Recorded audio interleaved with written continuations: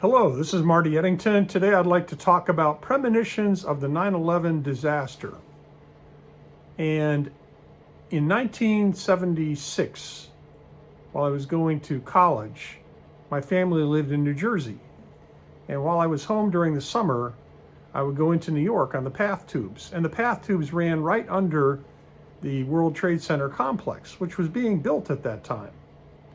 So I was, of course, very curious about the two towers, and I wanted to see how far up in them I could go. So I got in an elevator, and even though they were still being constructed, the elevators were working. And I went up to about the 50th floor. And I walked around. There was nobody on the 50th floor. It was open. You could walk in. I went over to the windows. And I wondered, how long would this tower last? I figured 100, maybe 200 years. So I put my hand on a concrete column and I closed my eyes and I thought, how long will this building last? And the answer I got back was incredible. It was only 25 years, which didn't make any sense to me because this was a building meant to last for the ages. So anyway, as we know, the 9/11 disaster, which knocked down the towers, happened exactly 25 years later.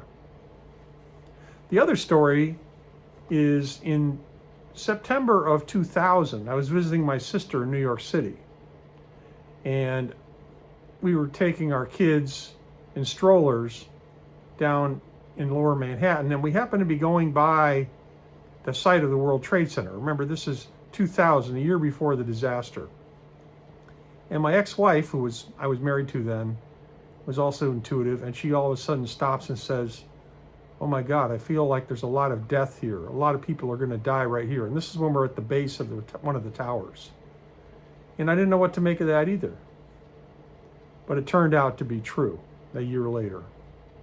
So these are two different events which show me that major events in history can have an effect like dropping a rock in a pond, and the waves are waves in time which go way into the future, into the past, of things that are going to happen, which people can observe. And I've had other experiences about that too. I'll do in other videos. So that's what happened to me, and when I was with my ex in New York in 2000, and I just thought you might find that interesting.